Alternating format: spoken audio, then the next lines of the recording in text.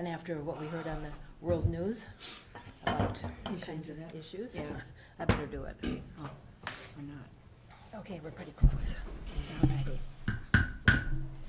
Good morning, and we'll call to order the Cook County Public Health and Human Service Board. We need the approval of the consent agenda. Yes. I will approve the consent agenda. There were a couple of changes on the minutes, which I already gave to Sarah. Okay. So that's corrected. Mm-hmm. I'll second that. All in favor? Aye. Okay. So we will open our discussion with Andrea. And she's going to talk about, The two, Yafa, are you going to speak? I'm the mouthpiece, she's the one that does all the work. Okay. I spent maybe a year doing the work for the social welfare program where we're the representative payee for individuals, and then I passed it on to Andrea. And so we've both had experience working with this program. I'm in charge of the clicker. What is a representative payee and who is the beneficiary? Representative payees, either a person or an organization that's appointed by the Social Security Administration to receive the benefits for individuals and to manage those benefits for those individuals. And the county applied to become representative payee and was approved, and from time to time we add additional individuals who we are representative payee for, and that request has to go through an official application to the Social Security Administration. Some counties are getting out of serving as representative payees, and they're generally larger counties where there are either individuals or businesses who do that on behalf of individuals, but since in Cook County there is not, we are continuing to do that for individuals. Last year, the Care Center took over being the representative payee for anyone who we were the representative payee for who was a resident of the Care Center. So we no longer have that responsibility. And the beneficiary is anyone who receives Social Security and/or Social Security income, SSI, supplemental Social Security payments. So primarily it's SSI and RSDI payments. So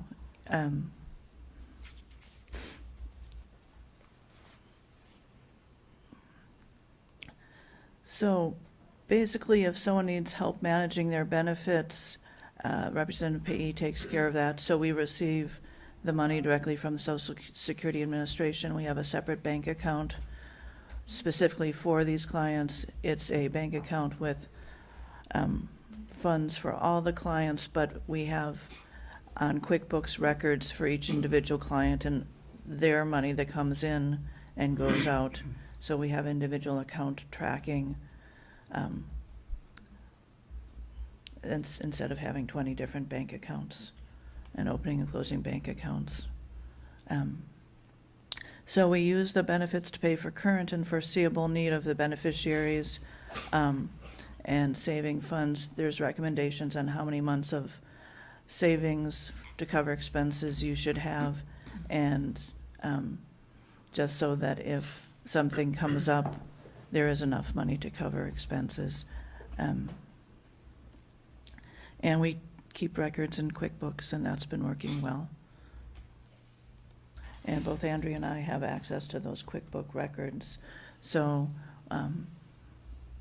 there's checks and balances. And if I have questions, I can look or I can ask her. And if she's not available, I can run reports as needed. Ooh. Yeah. Yafa, would you like me to be your mouthpiece? Sure. Yeah, that sounds. You've Maybe covered I'll most of just- this already. I'll just stand over here. The previous slide talked about determining beneficiaries' needs and using their payments to cover those, saving money, an interest-bearing account. We don't have any savings bonds. Report any changes that affect the beneficiary's eligibility for benefits or payment, and Andrea and the social workers communicate back and forth because each of the people has a social worker assigned to them. And so communication goes back and forth because often the social worker is knowing what's happening with someone, and they'll say, you need to do this or you need to do that because of this change in circumstance. Keep records of all payments and how we spent and saved the money. Provide benefit information to social service agencies or medical facilities that serve the beneficiary. Get medical treatment when needed. Josh had experience with approving medical treatment for someone because he, as the agency director, is the one with authority to approve medical treatment. And I think we're the county of financial responsibility, and in this situation, we're also the legal guardian of the person, and we're also representative payee. So there are 3 different types of relationships we have with clients in that instance. Report to us any changes that would affect your performance or you're continuing as payee. So if we changed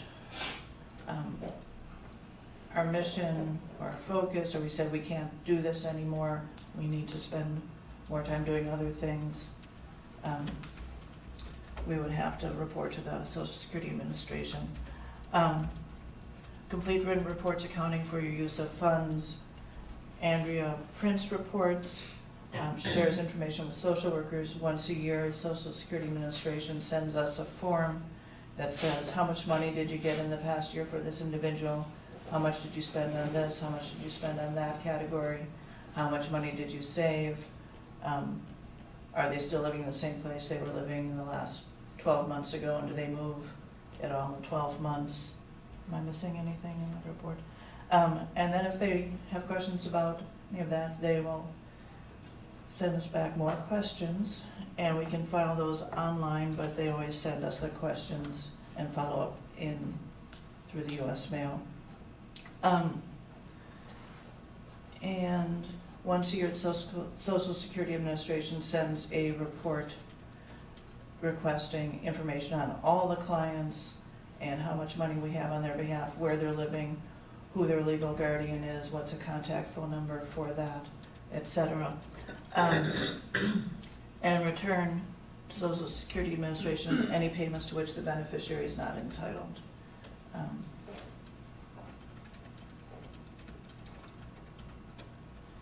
And so the primary needs and food, clothing, shelter, utilities, medical, dental, personal comfort items. That's one category of things that we primarily spend money on. It's one category in the Social Security Administration request for information. And we also give X amount of dollars every month to clients for personal needs. So whether they're buying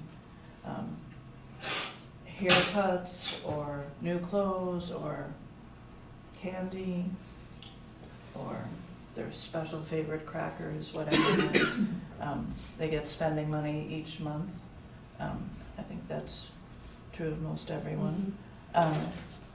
And we must use benefits in the best interest of the beneficiary according to their best judgment, joint effort between the social worker and the accounting technician. So if Martina, who's just walking in, sends an email to Andrea saying, please buy, can I have this to buy a new winter coat and a couple new shirts for this person, Andrea will pay for those purchases out of their account, and or any other thing like that. So Andrea isn't making the decision, and I was making the decision, boy, I bet this person would like having a winter coat this year. That's a social worker working with the client, making those decisions, and we're paying those bills. I think if they said we'd like to give them $600 to buy lottery tickets, we might say, are you sure?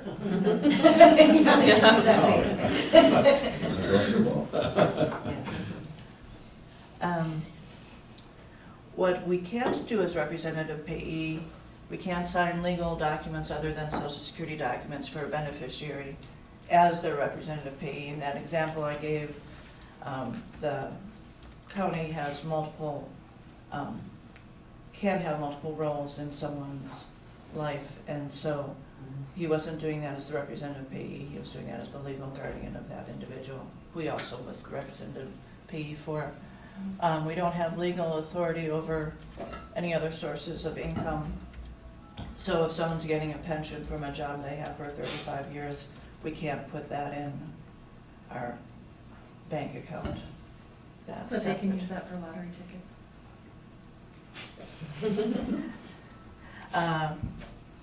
And we can't use beneficiaries' money for the county's personal expenses, or spend funds in a way that would leave the beneficiary without housing, food, medical care. And because we put it all in one account, that doesn't mean that we can spend 5 people's money on a 6-person's expenses. If you're out of money, you're out of money. And you can't use a child's dedicated account for basic living expenses.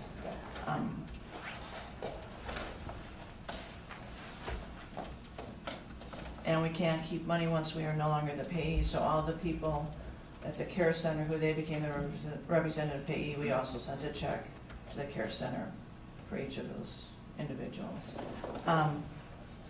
And we can't can't charge beneficiary for services unless that Social Security Administration says it's okay.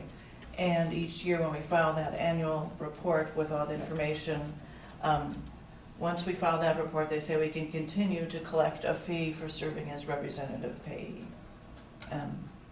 But if we didn't fill that out, we couldn't collect a fee for our time. Fee for serving.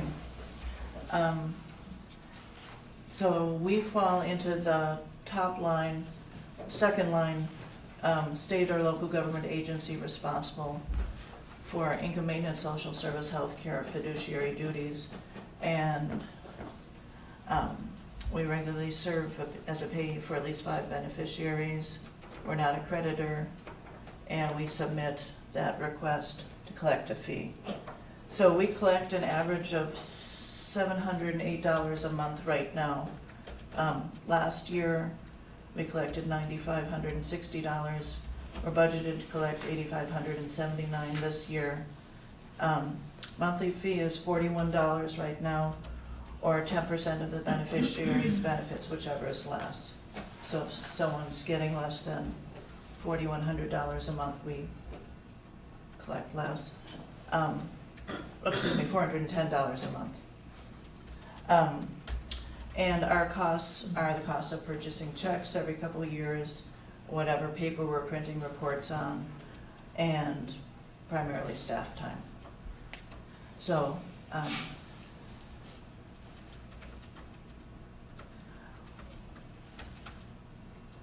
what's our responsibility if the beneficiary wants to spend more money or wants to spend it on things that don't meet our approval? Our main duty is to make sure the current needs of the beneficiary are met. Once their needs are met, they have a right to some discretionary spending, even if we don't approve of all of the choices. We give money on a weekly or bi-weekly basis or monthly basis to beneficiaries. Or we can give someone food rather than just giving them a check and saying spend it on food and hope that they do.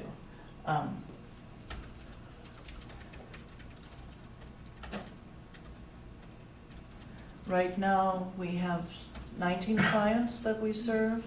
combination of children and adults. There's a mixture of different types of living situations. People are in, 6 clients reside in the county, majority are in Duluth, but also Babbitt, Brainerd, Red Lake, other parts of the state.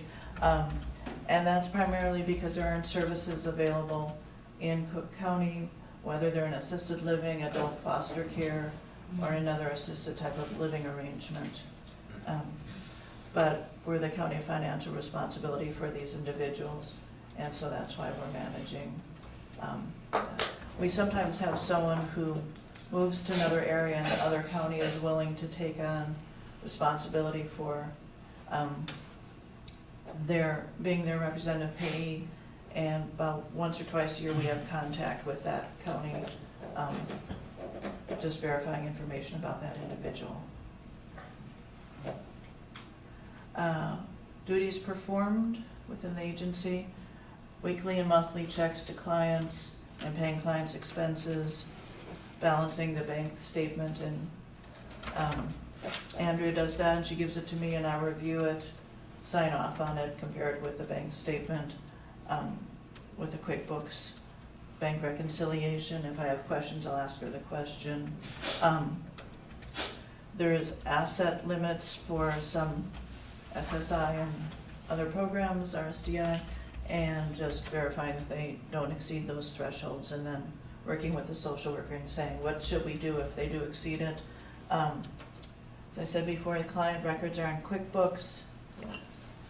Andrea communicates with the social workers. Annual online report for clients. Throughout the year, we'll get these written requests for reports on individual clients, and then the annual report. And after I've been here about 2 or 3 months, they came to do an audit in person, and we're here for several days, and then continued having conversation via email for the next several months. And then they said, looks like you're doing your job correctly. And the Social Security Administration has online places where you can go and look and see all about this program and frequently ask questions and how to apply, et cetera, and so forth. So if you want to see lots of more information, it's available on the Social Security Administration's website.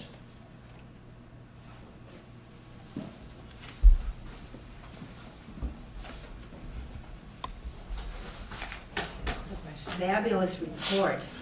I guess I never gave a whole lot of thought about helping folks who live in the county or other areas that need help managing their life when they're not able to. So we'll open it up for conversation. Okay. Yes. Okay, thanks, Madam Chair. Yeah, I was just curious, Yaffa, what you just talked about with them coming and making sure that you're doing it correctly. That sounded like a lot of time. And it's interesting to me that if there is more turnover in positions like yours, that will become quite a big expense for just accountability. The audit Not where they us. came in person, they were provided with a variety of reports they requested, and then different reports had different information, and we needed to clarify what this report really said and what that report really said. And so there was a lot of brief conversations, and I think I spent maybe 5 hours over this period of time giving them the information to say, this is what this report means, this is what that report means, this is what this report means, and clarifying what exactly they needed. So it was just 5 hours on your. Yeah, it wasn't like when the state auditors come and I've spent weeks closing the books and preparing information for them. Thank you. Commissioner Bershheim, any comments? I was thinking that, it sounds like a lot of bureaucracy, but it's checks and balances, and it's, to make sure that we do everything right for the people that we're serving. And So it's important, although I'm sure it can be time-consuming. But thank you for the report. Thanks. Andrea spends Friday mornings, Fridays, yeah. and then end of the month when all the money comes into the bank account and all the monthly checks go out, most of the day, Mhm. doing bank reconciliation. So, do we break even with amount of time she puts in and the amount we collect every month?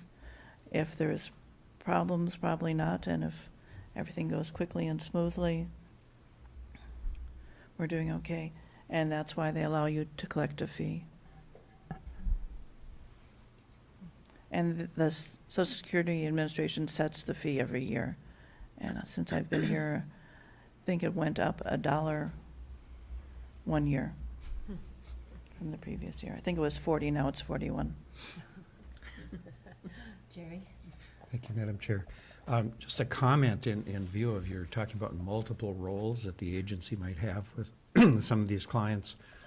In the advisory committee, we've been talking about what happens when somebody goes into the nursing home and spends down their funds and needs to apply for Medicaid, and whose responsibility it is to help with that application. And so I'm just thinking about how you could be in a position of helping someone also apply for Medicaid funding, or perhaps be in a position of working with the social worker at the care center. It just strikes me there's a lot of intertwined and multiple roles indeed. Carla? Thank you. I was curious about the children, and does that mean their parents gave guardianship to the state, or why the parents aren't in your role? Child might be in foster care, or the child might be in a Rule 5 or Rule 8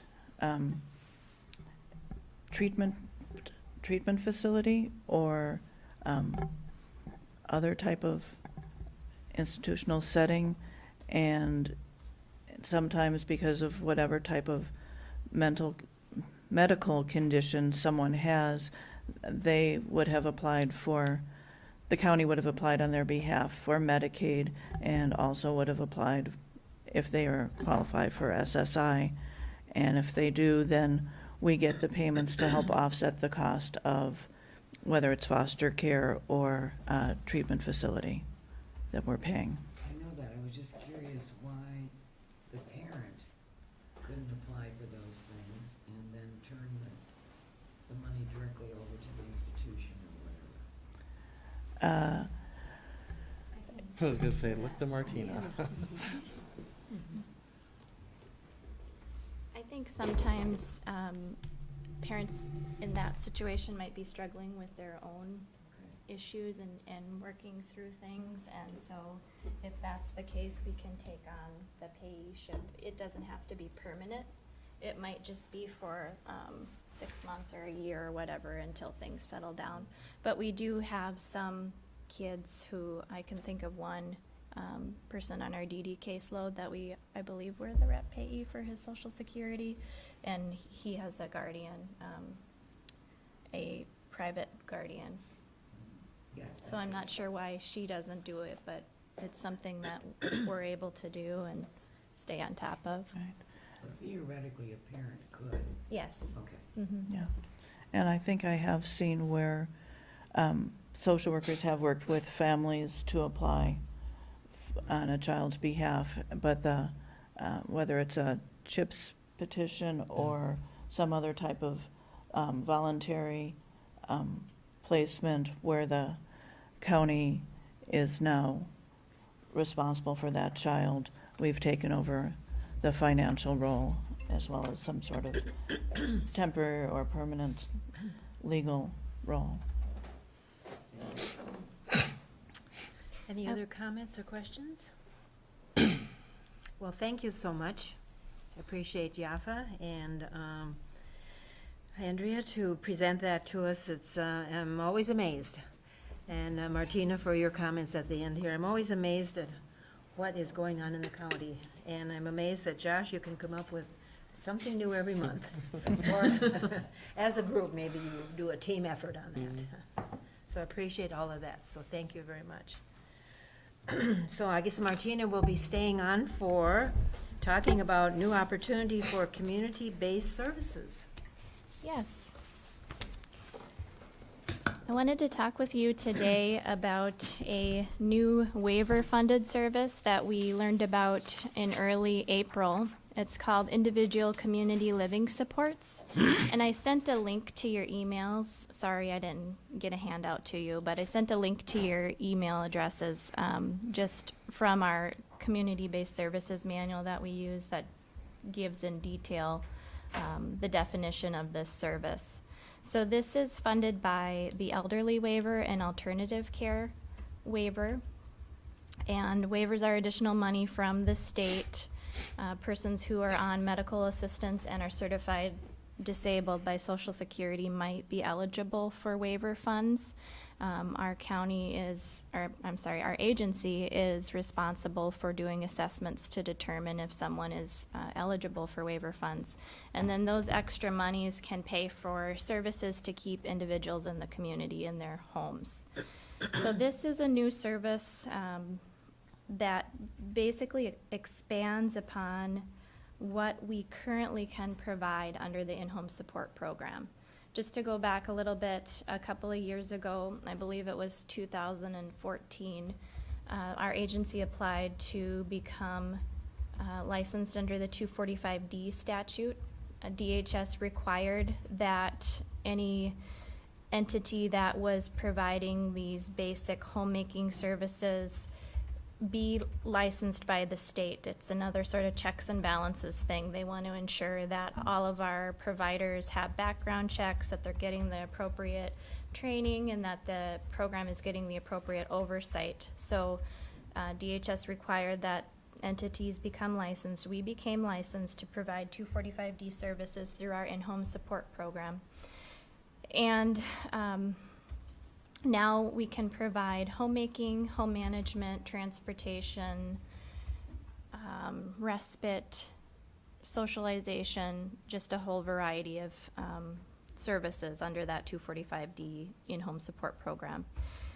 And Olivia McGee is our coordinator. She, just like myself before, when I started here in 2007, I started out as a adult services and adult mental health case manager, and then in-home support coordination was added on to my responsibilities, and that has continued throughout the years, and the program has grown throughout the years. We're seeing more and more people using this program. It helps people stay in their homes.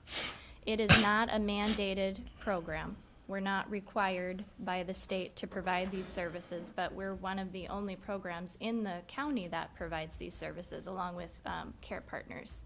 And people also provide services in the home privately, and that's kind of a consumer beware sort of thing. We hope that everything is kosher and that people are doing things correctly, but when people do it privately, there's no oversight by some sort of agency. So with the in-home support program, like I said, it's just growing. Olivia started here last March of 2016, and at the time I turned it over to her, I think there were 30-some clients, and now I've got the figures. She has got 55.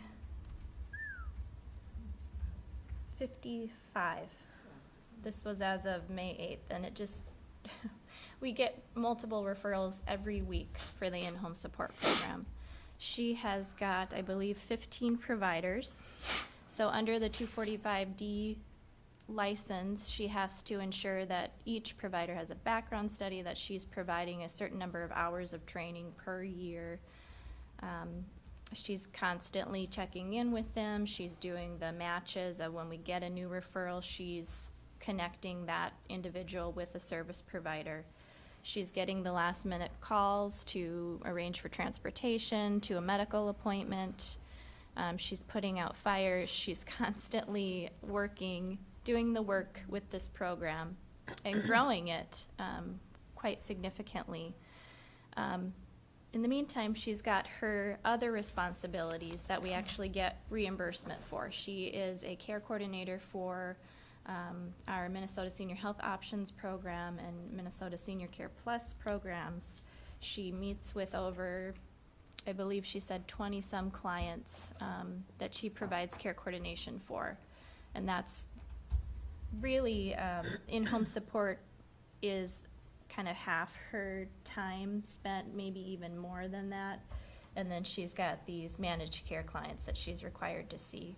And she does have some general adult services clients as well. And the reason I'm giving you all of this background information is because with this new program, this individual community living supports, I guess it's not a program, it's services.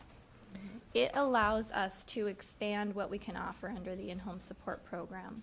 It allows us to offer assistance with activities of daily living, and that's something that we have not been licensed to provide before, and that would be like helping someone with a bath, transferring someone in and out of their chair, in and out of bed, maybe helping with toileting. Right now, our providers do not provide any sort of the hands-on personal cares. They're just not trained to do that, and we're not licensed to provide that. And under this service, we could, and we could get reimbursement for it. If an individual is on the elderly waiver or alternative care waiver. And that's a service that our community desperately needs. We have the home care program through the North Shore Hospital. They have one part-time person. I don't know what she's licensed as. I believe it's a home health aide. And that's not meeting the needs of the community. She's just part-time, and so she can only possibly see people once a week, if even that. I believe she does her job on one day of the week. So I imagine you might know someone that's living in their home and that could use this support. And the alternative is if they don't have help with bathing or household management or cognitive support or whatever it might be, the alternative is then they go to a more expensive setting. It's not their home yet. It might become their home environment, but people typically want to stay in their homes for as long as possible, and that is always the most cost-effective alternative. That costs the least. When you get to the nursing home, that's the most expensive level of care. So if we can support people in the community, that's ideal, and under this service, we can provide more support. So if you check out that link whenever you get a chance, the services that are provided under this individual community living supports, active cognitive support, so that would be for persons who might have a cognitive disability. The services covered under this category include problem solving, the person's concerns related to daily living, providing assurance to the person, observing and redirecting to address behavioral orientation and other cognitive concerns. We could also provide adaptive support service, which would be verbal, visual, and or touch guidance to help a person complete a task, et cetera, et cetera. The activities of daily living, which I mentioned before, would be help with bathing, toileting, transferring. Household management, which we are already doing a portion of that, but with this service we could enhance that and actually help, our providers could help people with money management, which is something that comes up quite often, that we don't have a service in our county necessarily to help people who are struggling with money management. Health, safety, and wellness. So this would be another set of eyes in the home to be checking on a person's health needs, maybe helping them with their medications, helping them get refills, reminders, administration, monitoring their health for their doctor or their family members. And then community engagement is the final service provided under this, and that would be helping people get out into the community, access activities, services, and resources that facilitate meaningful community integration and participation. So it's very exciting. But as you can imagine with Olivia, she's doing the in-home support as it is right now, and it's overwhelming. It's a lot of work, and she is kind of like your A-plus student that just, she Don't has a wanna burn lot her of out. energy, she's very positive, she gets it done. If we were to add on more to her plate, I don't think that she could do the coordination for this program and also do her case management. So we're just kind of presenting this now for you to be aware. We have funding from the state to provide these services under a 245D license, which we have, and which other organizations can apply for. It's not very difficult, but it does require a lot of oversight. It requires the background studies, like I said, the training, all of that. So it can be intensive in that respect, but actually getting the license is probably the easy part. But we want to figure out a way to provide these services in our community, and we are talking with other service providers to see if there might be any interest in partnering. And that's kind of where we're at right now. So my first thought when Martina presented this to me was the old rate for the community-based services that we're doing now is, $461 yeah, so for it's a like 15-minute unit. so it's 18 something per hour basically that we're getting reimbursed. And the new services are at $6 per quarter unit, or $24 an hour, which means now a service that before, where we were losing money on, has the potential for an organization in the community to put the two services together, and you know, if they ran it well, to do it at a reasonable, you know, I wouldn't say it's going to be a major profit maker, but you could do this as a nonprofit and it would sustain itself. So our first thought as a non-mandated program was to reach out to all the different organizations in the community that we could get to try to transfer this over. The other reason that Martina brought to me, and I don't know if you want to go into it all, is there are some kind of gray areas that Martina's explained to me that make sense of reasons why it kind of conflicts when we're doing the community home services, but we're also the social workers as well. I didn't know if you wanted to go into that at all. We've had some situations lately, so another one of our responsibilities is adult protection. And we've had some situations lately where our providers have been named as, I shouldn't say providers, as if it's several people. There have been 2 reports involving 2 different providers as the alleged perpetrator in a maltreatment, a report of adult maltreatment. And so that can be a conflict for us. We want to ensure that our clients are safe, not only our case management clients, but our in-home support clients. We want to also respect our clients' wishes to have people helping them that are possibly family. Sometimes individuals don't feel comfortable with strangers coming into their home, so they ask for a family member to become their provider, and we've been accommodating. But that can cause some gray areas. It can cause some struggles, some boundary issues. So that's. Yeah. So you talk about wearing multiple hats like we were earlier. So it's very possible to be the organization that's approving your waivered services, managing your waivered services, and having the people go out to complete the waivered services. And then if that goes wrong, doing the investigation of maltreatment. So we're the organization in charge of all 4 completely separate roles, which with a small organization. So, and that's where we really thought the goal would be to try to find. We're working with a couple of different organizations we've met with to see if somebody would be interested in taking this on, and then working with looking at the amount of money we spend per year and probably meeting with Jeff and talking about, like, would there be an amount of like discretionary funds we would give, saying, well, we're saving ourselves this much money by the community do it. So we're still in the early stages, but I think that's the direction. But, we have to bring it to the board just because if at some point we can't find a community organization or people that want to do this, then we would probably say, is this something you'd be interested in creating a position for so that we can have these services? I know from just what I've learned here, and I know our strategic planning that we've created as an organization that we've been going through, that the three areas I keep hearing, childcare, housing, aging population. So I can't help but think, to move forward, assuming that this is probably something that I think generally most of us agree is an area that we really don't have a choice, that we need to go into to keep the people that we have in Cook County. So I think that's everything, and we don't need any decisions or anything at this time. We need some time to really make sure that we do our due diligence to see who all in the community would be able to take this on. That's wonderful. Wow. That would be great if we could have that whole area covered. Some of it is right now. I can think of some folks who are benefiting from it, but it's limited to the time and so forth that we have. So let's have some conversation. Any questions or comments? Commissioner Bershine?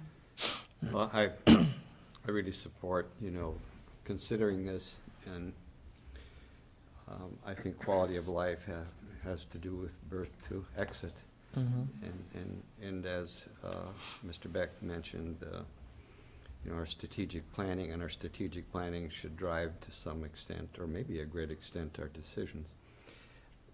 From my background, in looking at administrative efficiencies, I guess this is a question or a thought, or either. Whenever you set up other entities and then you have the supervision of those entities, and then you have the role of also being a reporter, mandated reporter, it seems like you're creating more work, even though it maybe gives employment in the community to providers or to a nonprofit. So, but the other side of it is, if you make it an organizational thing, you've got it built into your hiring, you've got it built into your training and so forth. So I would ask that, we take a careful look at that, because at least from my experience, when you start contracting out, you sometimes create more work than if you do it in-house. And of course, there's people saying, well, yeah, but you're adding staff, but really you're being more efficient and maybe having a higher quality of, service, because you've got your checks and balances within the system. Well, maybe I should cut in a little on this one. So they would actually be able to, so an organization, say like Care Partners or something like that, would actually be able to go out and get the license themselves, and they would actually, instead of consulting this out, they would get the license and they would be billing the state for the services, and we actually wouldn't have any part in it. But we would still be responsible for All right. supervision if there's reports. Yes, yeah. They would be responsible for the ongoing supervision training. We would be making the referrals to them, and then they would be doing all the coordinating. And then if there were problems, you Then we would would have do to the come in- back in Yep. on the Mhm. other end. Yeah. And, I'm not saying one way or the Oh, yeah. other, but I think it's an important thing to consider Yes. long-term. Well, and I've thought of the other issue of, if we find a community partner that would be willing to do this, we have to make sure that, it's launched very well and that there was a very strong relationship, because if they fail, then it comes back to us as more work than what it was if we Right. just started doing it ourselves, and, more time consuming for us. So we realize if we do it, but it kind of goes back to that, the conversation that Administrator Cadwell and I have had a few times, that I always felt like, it's the government's job to do the things that no one else in the private industry would do.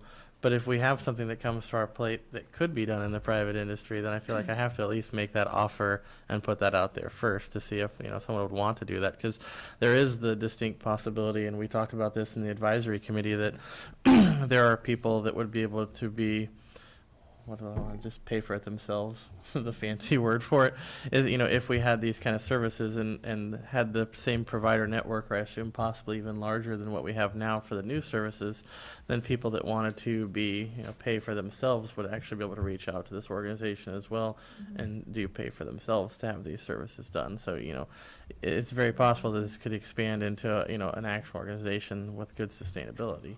But, you know, as you said, I think we would have to put a lot of diligence to make sure that we help, you know, push them in that direction and make sure that it's strong so that, you know, we don't mess it all up and it comes back to us, so. Commissioner Dukert. Are there any other counties in the state that are offering this service the way that we are currently? I don't know. This is so new. When we attended the webinar where this DHS was explaining it to us, there were a lot of questions from around the state as to how people, who are the providers of this service at this time, and I don't know if we could find a list somewhere via DHS, but it seemed like it was so new that I wouldn't imagine very many agencies are yet set up to provide these services. But it's a good question. It's good to learn. And I I know that we're so unique that we have to do everything different than everybody else, but just wondering how other Well, I counties function. assume at the next couple, you know, the monthly MAXA meetings that I attend, that it'll start becoming a conversation there as this gets out to all the counties. Carla? Yeah, I just wanted to get on my soapbox that I get on this topic. And there's definitely a need, but also in other areas, you have private organizations providing this service, which a lot of people have long-term insurance for. And this is for one population, and I think there's an opportunity for someone to serve both populations with an aging population here and develop a business that would employ this. And you're right, Myron, that if there was a maltreatment, then they represent the state in investigating, but that's gonna be true no matter what. And hopefully, it could become something like that and be sustaining, because I don't know in the age of cutbacks too, if the state, if you get it going, is gonna say, well, I'm sorry, we can't reimburse from that, or, you know. But you do, I don't like this option, but just logically, if you started it and it wasn't viable, or they did, or a private person did, group, it doesn't mean you're obligated to take it over. I mean, I understand there's a human need, I'm not denying that, and I'll be one of those people in a few years, so I'm not denying that. But I mean, it's not like you're trapped. So, I mean, just maybe explore both options, the pros and cons, which is what you're doing. Jerry? I'm involved with the North Shore Healthcare Foundation in a strategic planning process, and I'm just struck by how, as we're talking to people in the community about the needs, this is such a big need, and it becomes part of the discussion about what is healthy living, what is health care, and what does our community need to address.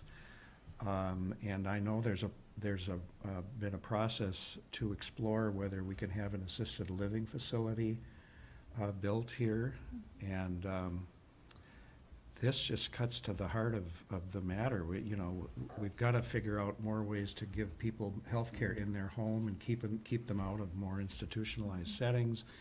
We're at a distance from many health services, so what more can we do locally to sustain and support people? This is big stuff, I think. You know, I haven't seen it, but I always think, obviously, it's the right thing to do to have these services, but I have to think, like, in economic development terms, that keeping people in the community when we don't have a lot of long-term care places here. So if they leave and they have to go to the cities or whatever to enter a nursing home, then that's a lot of money out of the community. Whereas if we keep them in their homes, it's that much more money that's sticking around here. So the state funding, has that begun, or is it in the process, or is there a time limit on this? They have told us that it has begun. It's available for us to start billing them for this service. It's just a matter of the providers getting up and running. Right. Okay. And there's no time frame. It's not a grant that's going to end.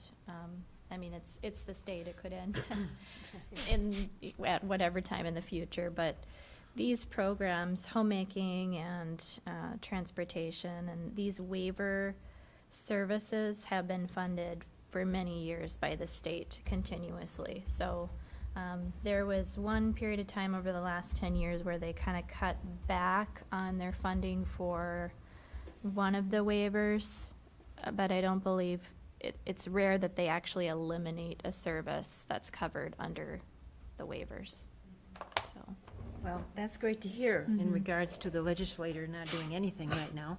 This is good to hear that the money will hopefully be there and they won't cut into that in the Mhm. future. Commissioner Severson. Thank you, Madam Chair. Yes, I agree with everything that's been said. It seems like a wonderful opportunity that the state has agreed to fund, and it would be great, you know, looking at staffing shortages, that it would be a great opportunity for a young entrepreneur to take this on, or one of the existing, we have such great existing nonprofits that could take this on. But if we have to, I think we need to, somebody needs to do this service. This is a great service. And it may not be, I mean, hearing those numbers, it's not like a gold mine for sure. It's like barely make it kind of thing, but it's nice to see that kind of program has come this way. It's greatly needed, so. Thank you for presenting that, and hopefully some great new program will come out. Well, we have the advisory group that probably could help Yep. with Josh and And they look are. into it, and, yes. And so keep us up, informed about this in a couple of months, or when you have some more information. And I think it's pretty exciting that we can think about that, because we're doing the other end, childcare, and involved in that. And this is an area that we need to dig a little deeper into, see what services are needed along that line too. So thank you so much, Martina. You're welcome. So we are ready for the director's report. All right. Mr. Beck. So with staffing updates, first I just thought I would say, so one of the things I learned since coming to Minnesota, so our organization is unique in that we hire our staff outside of the county through the Minnesota merit system.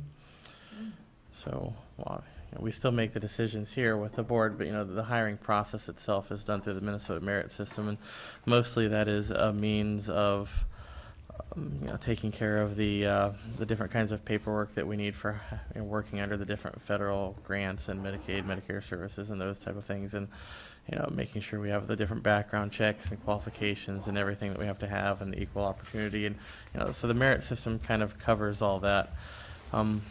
Since my time here, we've had a few issues with what we want to do. A lot of it's kind of where Commissioner Kirk was saying, whereas we're so small and rural at the same time, and yet don't really compare to some of their counties, that when we want to combine positions or do things that make sense for our organization, they don't necessarily make sense for the merit system and the finite categories that they have for positions. They don't have a lot of combined positions. The merit system is set up very well for like a Hennepin type county where there's 1,000 positions, one for every unique role, and we get into issues when we say, well, we're going to have this person do a little bit of this, licensing, and a little bit of social work, and a little bit of home-based services, and then there's no unique position in the merit system to do that. So we've had some issues, as well as just the delay of some of the things we have to do and multiple reporting, where we do things on the county level for these positions with posting still, and then we refer to the merit system. So so Judy and Julie and Sarah and a couple of my supervisors, we had a phone call with the merit system just to kind of walk through it and discuss some of the challenges we've had. They were pretty good about saying that they would work with us on them. It is expensive. I think, what did we say we pay a year? Do you remember? I think it's 4,000 or 6,000. It's 1,500 per quarter. So we pay a pretty good amount of money to the merit system. Looking into it further, they mentioned that one reason we have it, the way that when we became a Health and Human Services agency and took on the task of a Board of Health, which created the Human Services Board, the way that we broke apart and did that was under some statute 402, which allowed us to have the jurisdiction to do that. And through that, it made it so public health and human services both have to be part of a merit system. Looking at some of the things we'd have to do, unfortunately, I'm going to see why I think there are 18 counties that aren't part of the merit system. And generally, they're all the largest counties because they have a large enough human resources department that they're able to cover all of these costs without doing that. So at the time being, although it's frustrating, just so everybody knows, we do have to be under what counts as a merit system, whether that's internal or external. And even for the price and the frustrations, we'll continue to work through it. I know my staff and Judy, they're really happy about that. But yeah, I think at the time being, for cost efficiency and not having to completely restructure the way that our human resources to work with them. So with that said, the public health nurse position closed between our last meeting and this meeting, and we didn't have any applicants. So we have reposted it already, and it will close at the end of this month, I think May 31st. So we'll see how we do there. The social worker position that's open just closed Friday, and we have 8 applicants, I believe. And some good applicants in there. Again, the scary part being that there were 0 local applicants. These are all out of county. So, rushing into the same problem we possibly had before. One thing that we've considered that I would like to bring to the next personnel committee when we get together is the possibility of, for these positions, I don't think we do it all the time. Obviously, there need to be rules in place for something along the lines of, if we've posted something 2 or 3 times, can we consider a relocation bonus for those types of positions? Saying, because, the biggest problem we had with the last social worker that we hired that wasn't able to take the job was being able to afford the relocation up here. And if that's the issue, as you guys know, with the extra pressure we're putting on the staff we have, my mind just immediately always goes to, well, that's going to cost us a lot less than losing some more of the staff we have and having to try to find more. So just something I think that probably goes to the personnel committee, but just to let everyone know. The case aid position, we should find out here in the next couple of days. I believe we had 11 people that could take the test, 8 people that did take the test, and we should have the results from that. So that seems like a pretty decent pool. And then the fiscal officer position closed on Friday, and we expect, I wouldn't be surprised if we have that. So I worry less about that one in the case aid. I think we'll have a pretty good pool of people to choose from there. Again, the social worker position, just as you guys all know, what we have going on upstairs right now, that's the position we truly are looking for. Any question on staffing?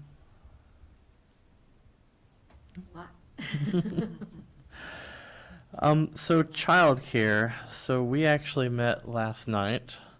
The first thing, just important.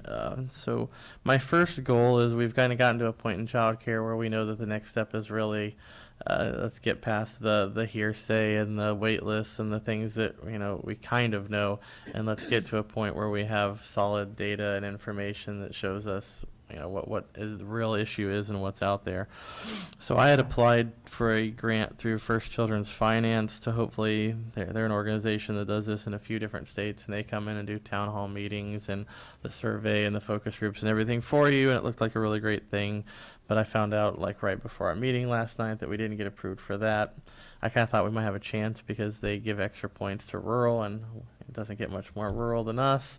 But they actually sent a really kind reply, and something I assumed, as we said last night, probably happens a lot for us, that our X or our in the population just wasn't large enough for them to, the amount of money that they put into the process for the amount of children that we have on wait lists, it just isn't large enough compared to what they could do when some of the other counties where they would affect a lot more people. So moving forward, we talked about that last night, so we know that we still need to do a study.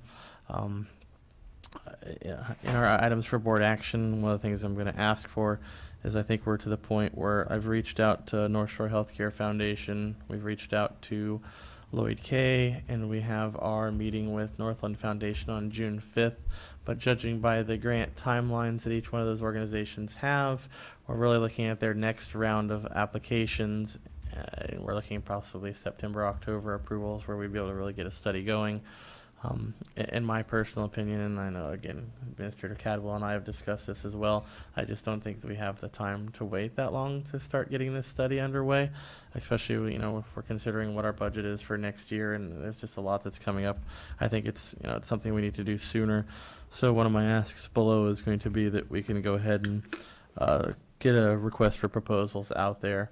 I don't know necessarily I don't know if there's a budget we would like to set, but I think I've always been happy just sending the request for proposals out there and seeing what the different bids are. I don't know how you guys have typically done it in Cook County, but I know for me, I like not giving the budget to the people so that the consultants have to come up with a more realistic expectation of what they do. I've always found that if I put a budget out there, then amazingly all of my quotes pretty much come out to the budget. So there's that. We made it clear to everybody last night, I know on Facebook and other ways that, the questions already coming out there is the county building a child care center? And I made it clear to them last night, to the group, and hopefully to everybody that watches live streams, that, where we're at right now is really the study that we need to conduct is going to be the driving force of everything that we do. But that doesn't mean that in the meantime, if the study shows what we think, it is, we have enough people on the wait list and enough people just internally at the school that we know that the wait lists are a real thing that exists, that if a child care center is needed, that we're going to move forward with a committee. I've talked to the people at the school, HDC, Ascend, to put together a committee to see, outside of just classrooms, what are the gaps that we have in the county when it comes to early childhood. And we're going to work with the architect Myers group that put a plan together before for an expansion to the community center, and also I think they had some plans for standalone buildings by the community center, and just work with them just to get a mock-up of what kind of size facility, scope of project, and cost would we be looking at if we go down this route.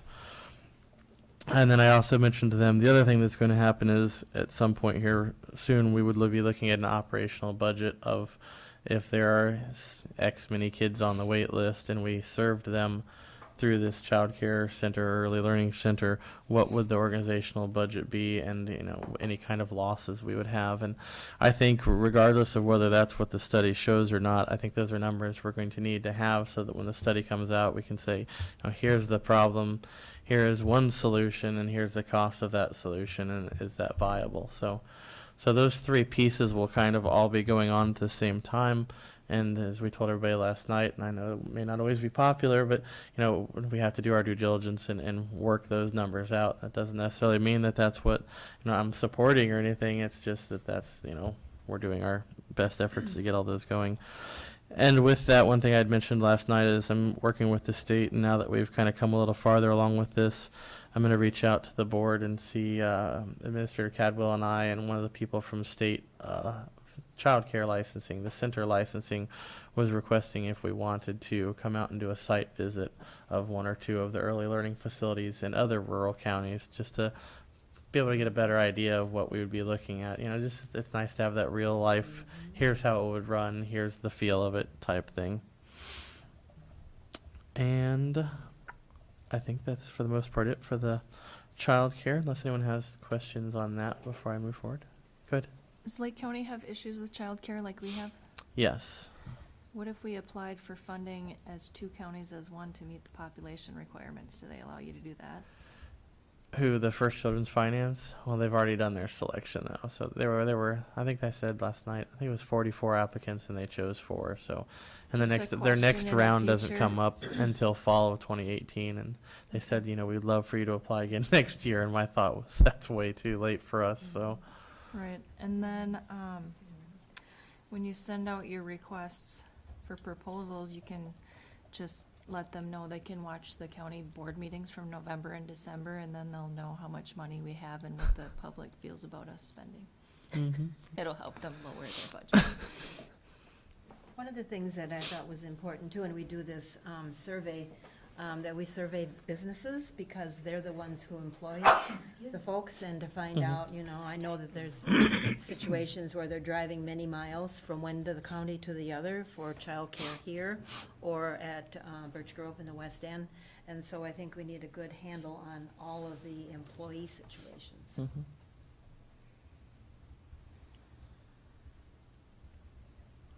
Right. So, Public Health Human Services updates.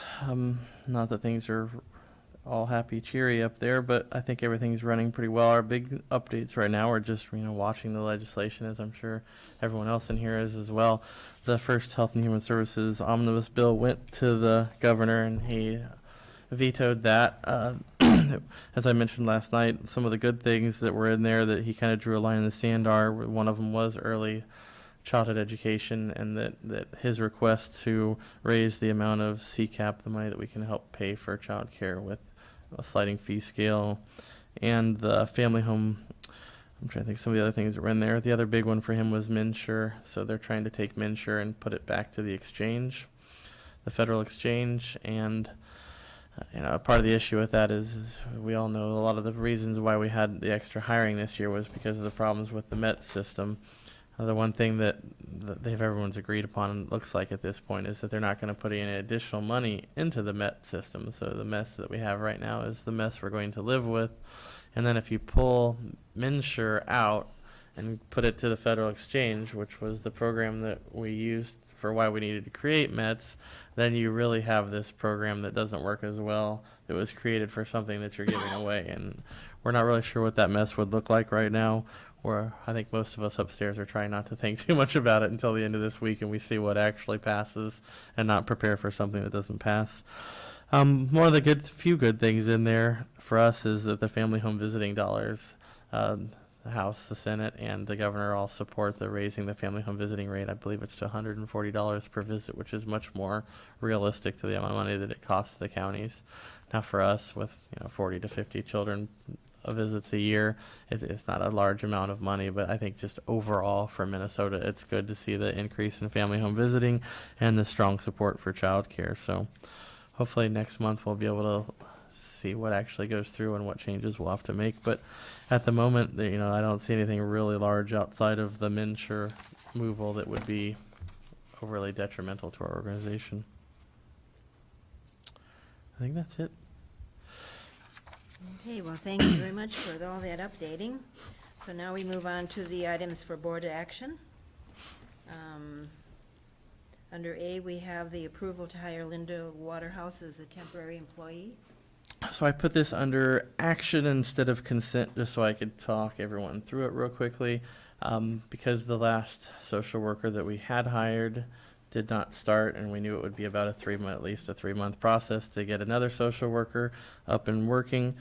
I'm told Linda Waterhouse has worked in our agency before in multiple roles, and she was willing to come in as a temp employee. So I had Yafa run the budget numbers for what the 3 months of vacancy savings of not having the last social worker at full time was, and that allowed for that 3 months allows for 6 months of 20 hours a week at Linda Waterhouse's pay, which so the double benefit there, if you have it, is we have a maternity leave coming up as well. So not only will this cover some of that, but it'll also help us get through the maternity leave as well.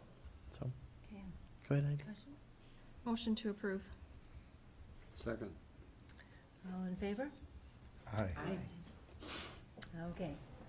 And then approval to hire a consulting firm, so that's in coordination with what you're talking about for childcare. And I can go into slight bit more depth here. I don't want to go real long, but so as Commissioner Storley was saying, so the goal here would be to do, and hopefully anybody that applies for this is going to even know more about this kind of a study than what we do. But my goal would be to do possibly 2 or 3 different surveys. Honestly, I think one, we need to survey the parent population and see what the current needs are for care, the upcoming needs for care, as well as what they, a chance for kind of like a customer satisfaction and look at the quality of care that we're currently providing. I think that the other thing we discussed last night is also, as Commissioner Storley said, surveying the business population and the community to see what their thoughts are on what's needed, and I think it's important to have that. And with that, just because sometimes quantitative data that you get in a survey doesn't tell everything, I think it's also important to do focus groups here in Grand Marais and on the east end and on the west end as well. And probably, again, I really think that it'd be important to do 2 different sets of focus groups. One, again, with the parents to find out what the issues in childcare are, and another with the businesses, and then maybe even some of the current providers, like Birch Grove down there, and Grand Portage, and to really get the picture for whoever comes in to do this. So I'm looking at those, and then I think it's also important, whatever group does this, we mentioned when we met with Lloyd K., I think one of the important things to know is, regardless of how many children are on the wait list, it's going to be important, and it's going to have an extra kind of complicated tool to this study, because we need to see where the parents actually live that need the child care in such a large geographic county, and probably where they work as well. So there's probably going to be 2 sets of dots when we put this map together to try to get the best picture of, would one facility even work? Would multiple facility, what's the real picture of what we're looking at? And then with that, probably to host a few at least 1 or 2, maybe one on each side of town hall meeting, probably before and afterwards for the, give one at the beginning to discuss the problem as a town hall, and some presentational sessions at the end with recommendations. So that's the scope of what I'm looking at, and I let the committee know last night that as we work through this, I'll make sure that our large child care discussion group has input on the actual request for proposals that goes out.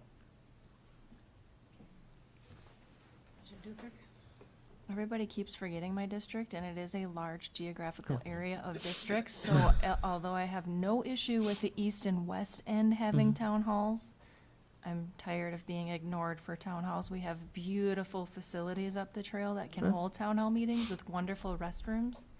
So please include my district in those discussions, because we are aging, but we do have people in my district that are reproducing.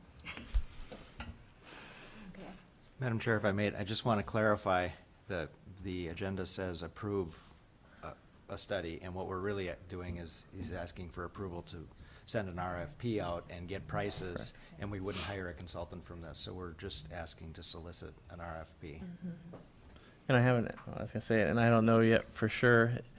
I guess that's where I come to the board too. Is this something that, obviously we haven't accounted for this in any of our budget for this year? Is this something that if we have to dip into our fund balance, since we didn't this year, we'd be willing, but, I know that Brady's not part of this meeting, but, I didn't know if we have to know immediately where we want this to come from, but I knew that it was probably at least time to say, well, one way or another, I think we need to do this before we go down the road of thinking about what money we would need to spend on a larger scale. I just wondered if the consultant would also look at other options for daycare, because some parents want in-home care, especially for infants, and not center care with diseases and. No, it's Measles? true. Right. But I'm also thinking, as you look at other counties that do this, and you may wanna talk with Portage, because they've had an ebb and flow, and sometimes they don't have enough children that need it, because a trend will come through that everyone wants to care for their child, and they quit their jobs, and then it goes the other direction, and babies are born or not born, and so maybe hear how they balance that when they don't have enough children. Well, my goal would be, hopefully, and it'll be very specific in the RFP, is that I think that would be up to them with what recommendations fit. But one of the things I heard last night that I was mentioning before the board meeting was Peter James from GES had mentioned that some of the committees he's done in the past that were like this, where they created a red team, where if the current trend looked like a child care center was the best thing, then the red team's whole goal was to say, well, here's how the problem would best be solved if we didn't create a center. And so, like last night, they had talked about one of the other methods that's out there is there a way to raise the rate of, so I kind of look at this whole, we don't want to get into big words, but you have okay, does the county, there's only so many ways to do this since there's not money for infants and toddlers. So does the county create a place, since the private sector can't, and watch the infants and toddlers, and we use tax money to do that?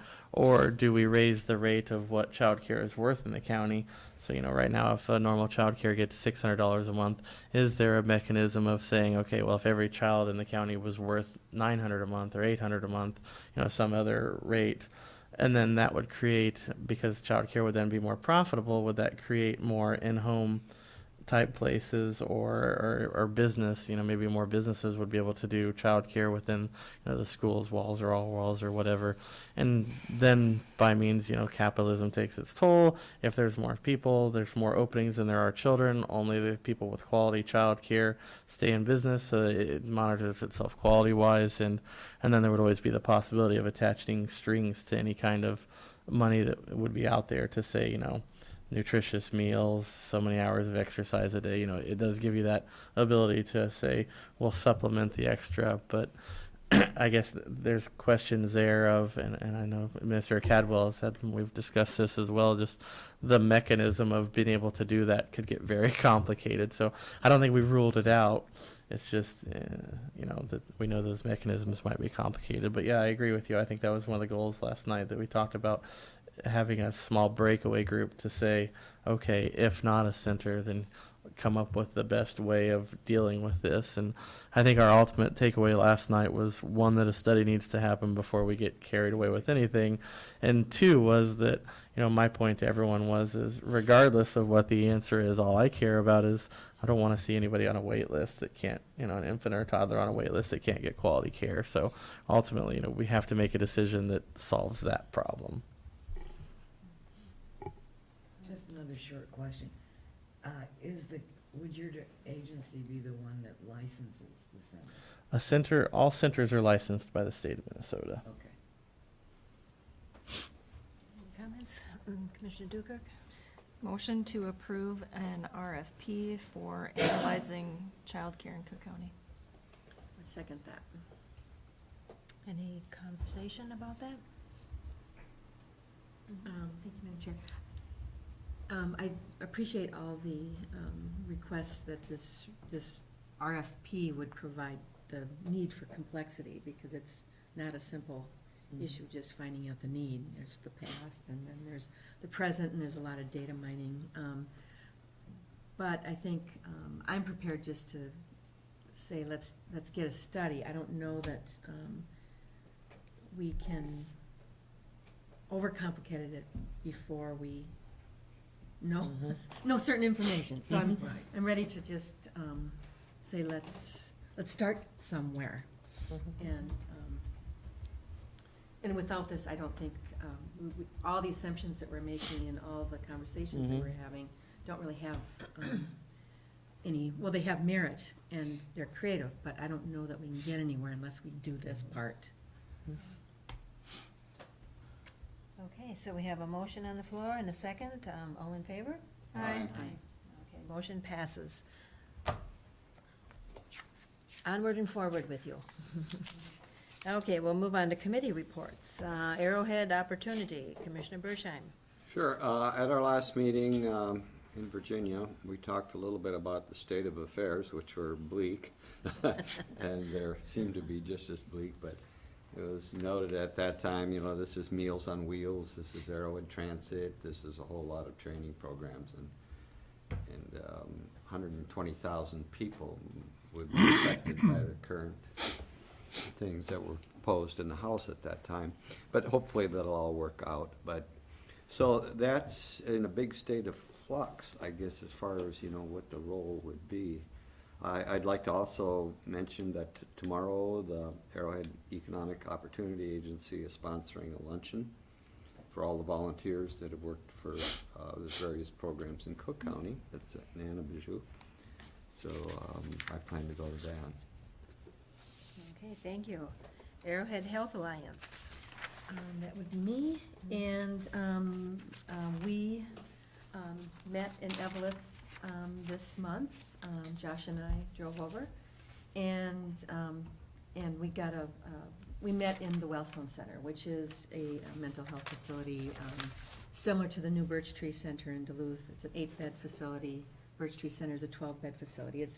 It's a facility to meet the needs of a person to alleviate a crisis before the crisis. So it was a lovely facility. We met with both the administrator who was leaving, Mary Carpenter. Seemed like a lovely lady. Sorry to see her retire. And then I can't remember the woman Me who's neither. taking her place, but she is lovely as well and has had a lot of experience working in that facility. So it seems like this transition is going to go really well. So it was just interesting to observe, because our region is so large, to see the other facilities that are available that provide really valuable services to people in crisis before the need for to alleviate the more serious crisis. And I just wanted to, because it's it seems like a complex organization, the Arrowhead Health Alliance, and it serves, or it's comprised of Cook County, Lake County, St. Louis County, Coochin County, and Carleton County. And it also serves Aitkin County and the three tribes, Fond du Lac, Wafort, and Grand Portage. So it's a complex bringing together of all of those entities to try to create more mental wellness in our communities. And I think the big accomplishment that the AHA has done in the last few years is that telepresence to serve this region is so geographically large and population small. And we're really getting the attention of a lot of, we're getting awards, and we're getting a lot of media attention. So I think the consensus is it's really working well. It doesn't replace the value of a face-to-face, for anybody in crisis to be face-to-face with a provider, but it is providing services that would be otherwise more or less impossible. So it's serving a lot of needs in jails, hospitals, clinics, connecting people in all of these places to professionals and actually it was noted in a Duluth News Tribune article that one of the populations that is really happy to have this service are teenagers. They're used to the technical world, and so the face-to-face is not as critical for them, so they love being having access to this help via telepresence. Yeah, so it was a great meeting, and this is a great group. They do really, really good work. Thank you. Very good, thank you. Arrowhead Regional Corrections. Okay, I was at a conference last Thursday in Bawabik, and I have an interest in this, and Commissioner Dukirk serves on this board as well. And we had a speaker, and that's why I wanted to go, Judge Flurkey, who has done some work here. And he gave us a 2.5-hour presentation on his thoughts and some research that he did.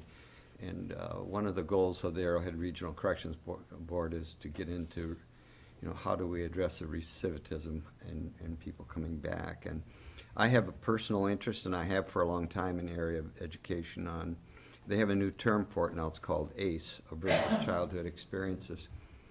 And he talked a lot about that, and I read a lot of psychology journals and so forth about issues in the country from a standpoint of mental health, and so he really, I think, spoke well for our area, that if we really put a more emphasis into childcare, that we would solve so many problems at the other end. To make this point, I told this yesterday, but it's the legend of the three sisters. And three sisters were standing along the riverbank, and all these children were coming down this river, and they were drowning, they were struggling, and they were just going right down. And one sister, jumped in and tried to pull them out, and just couldn't keep up. And then the other sister said, well, I'll just jump in and teach them how to swim. It just doesn't work. And the other sister ran away. But she was the most effective because she ran upstream to see what was going on. Or they jumping in. And so where the issues were where the kids are drowning and the adults are drowning. And he brought up some things that maybe a lot of us know, the new neurosciences, the child's brain is 80% developed by age 3. And so, I have my own personal experience, and we all do, about our childhood and how it affects the rest of our life. And I've worked in education my whole career and have seen that. So I would, just emphasize, I think, that childcare is not just taking care of children, but it is a societal issue, I think, that we need to address. And I believe it's preventative and cost-effective to start investing more in that, so we don't have to pay when they, as Mr. Beck says, fall off the cliff. And to provide support also through parents through that process. And so I would treat this as a very serious thing from the standpoint of how we can deal with public health in its broad perspective, and maybe have a very cost-effective way of dealing with it. But more importantly, it just is doing what is right. And so when we have, some funding that we can do to help people to prevent problems later for everyone else that's involved, it's important. I was very motivated by that. I also heard Mr. Rolanek, who is our Federal Reserve officer, he started up a study with $6 million about providing scholarships to young people for childcare. And this is done in the metropolitan area, and a very positive results that they've had. And being an economic expert, he's an economist at a very high level, is advocating that we're going to be cost effective by doing this as a society. Sorry, I had to get on the soapbox on that, but it's important to me. Very good, thank you for that report. Community Health Board. Didn't meet this month. Okay, Public Health and Human Services Advisory Committee. We met on May 2nd and had a very full meeting. One of the agenda items was to start talking about how we're going to implement the new bylaws, and we never got to it because we had some other things that took great precedence. One of which was what Martina presented to us today. She made that presentation, so it's very much on our plate as a issue of interest for our committee. Then we had the great length of the meeting was talking about child care issues. And I think that things have moved along since then, but Carla was going to say a few words about that. Well, first of all, I just am amazed at this committee and their investment and their concerns for the community. We had a long discussion about that, and specifically, the situation has been resolved. I think the catalyst of the decision, because we were gonna recommend, losing my voice, some action if not. But I just wanted to commend Josh and his staff and all the people in the community that have worked on the childcare thing and trying to come to a resolution. And there was concern about then whether or not the Y would go for a provisional license, which they have now done, for their taking in more children. And so that was the focus of our thing, wanting to put a lot of push that be done for the protection of the children. So, I mean, it's all moving forward, it's just the river that you described. Yeah. One other issue that I wanted to make a point about was that we're hearing about housing case management, which had been done, if I understand this correctly, done by someone connected with AEOA, and that they're pulling out of providing that on a local level. And that it's kind of in flux as to how that's going to get done. Somebody's going to do it temporarily for a few months, but we would likely have to share that from a distance from somebody, I believe, from Lake County. I don't know if you, Myron, we talked about AEOA, had any thoughts about that or not? No, we haven't. We've got a meeting coming up, but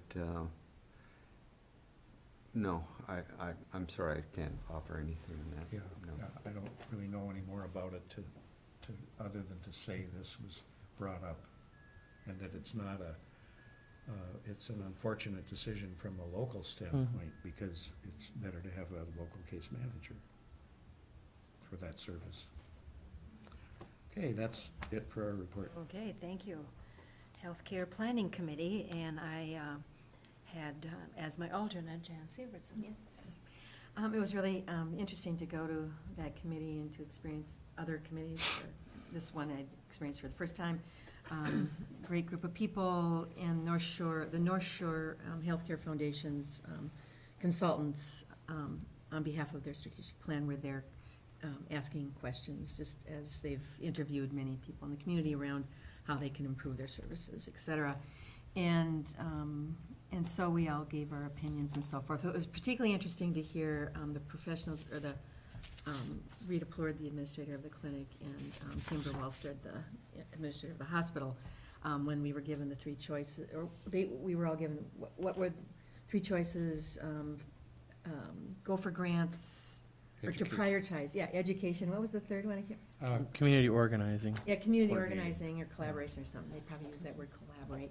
And it was, they were hands down, go for the grants. You know, we do collaboration on a daily basis, just by the pure nature of the way they do their work.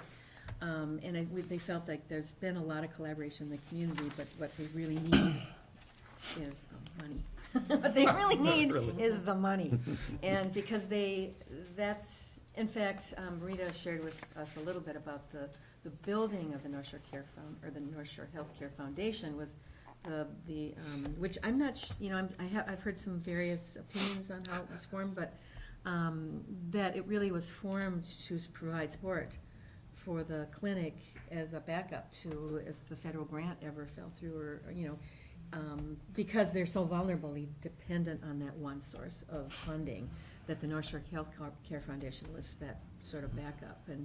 And it's morphed and become other things in the community, important things, but again, the priority on behalf of those two people who really depend on it is they really need the money. Yeah, so it's interesting.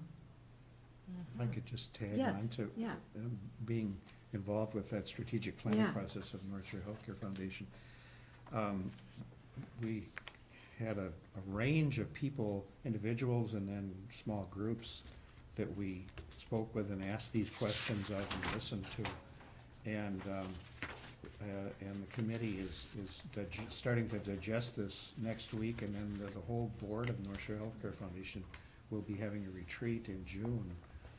And all of this info and recommendations are gonna be guidance for who are we as a foundation? What are our priorities? How, should we be primarily grant making? Should we be community organizing or advocacy? Should we be educational in nature, or some combination of those, or something else?